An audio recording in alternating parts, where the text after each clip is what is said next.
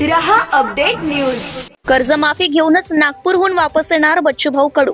40 गावात शेतकरी जनआक्रोश सभेला उत्स्फूर्त प्रतिसाद। हजारोंच्या संख्येने शेतकऱ्यांचा जनसागर। राज्यातील अतिवृष्टी, ओला कोरडा दुष्काळ, विमा कंपन्यांचे मनमानी निकष आणि वन्य प्राण्यांच्या हल्ल्यांमुळे शेतकऱ्यांचं प्रचंड नुकसान झालंय। शेती तोट्याची ठरल्याने शेतकरी आर्थिक विवंचनेत सापडला आहे। या पार्श्वभूमीवर शेतकरी शेतमजूर हक्क यात्रेच्या माध्यमातून रविवारी संध्याकाळी 6 वाजता 40 गाव येथे भव्य शेतकरी जनआक्रोश सभा पार पडली। या सभेला शेतकऱ्यांचा उत्स्फूर्त प्रतिसाद मिळाला। सभेत बोलताना प्रहार संघटनेचे संस्थापक व माजी आमदार बच्चूभाऊ कडू यांनी ठाम शब्दात घोषणा केली की मी येत्या 28 ऑक्टोबरला नागपूरला जाणार आहे आणि कर्जमाफी घेऊनच परत येणार। हा माझा शब्द आहे। जात पात धर्म बाजूला ठेवा, एकत्र या, शेतकरी वाचवा, असे कडू म्हणाले। शेतकरी म्हणजे फक्त व्यवसाय नाही, ती देशाच्या पोटाची भूक भागवणारी ताकद आहे। परंतु आज हा शेतकरी कर्जात बुडालेला आहे। जातीपातीचं धर्माचं राजकारण करणाऱ्यांनी शेतकऱ्यांना फसवले आहे। आता शेतकरी स्वतःसाठी एकत्र यायला हवा।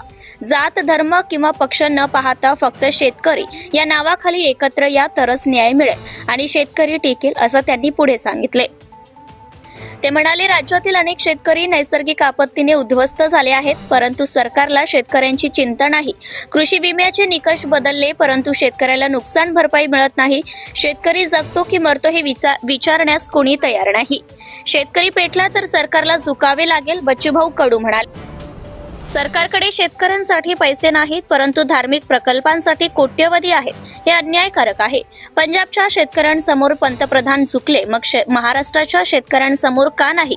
शेतकरी पेटून उठला तर सरकार तालावर नाचेल। आता ही लढाई शेतीच्या हक्कासाठी आहे, अन्यायाविरुद्ध आहे। ना पक्ष ना झेंडा, फक्त शेतकरी अजेंडा। सभेत खासदार उन्मेष पाटील यांनीही सरकारवर जोरदार टीका करत म्हटले की राज्यात 3 मंत्री असतानाही शेतकऱ्यांच्या प्रश्नांवर कुणीही बोलत नाही। आम्ही सर्व बच्चूभाऊंसोबत आहोत। ना पक्ष ना झेंडा, फक्त शेतकरी अजेंडा, या घोषवाक्याखाली आपण सर्वांनी लढा द्यायला हवा।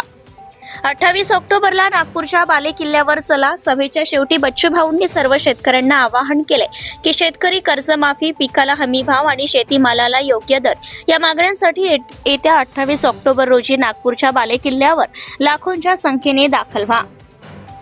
न्याय मिळेपर्यंत आपण मागे हटणार नाही। शेतकऱ्यांचा उत्स्फूर्त सहभाग। या सभेला 40 गाव, शहर व तालुक्यातील हजारो शेतकरी, शेतमजूर, महिला व युवक उपस्थित होते।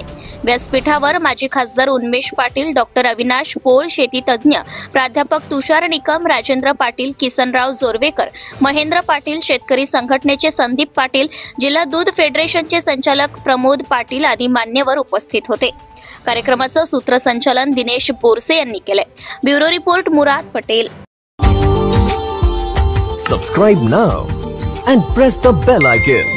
Never miss an update.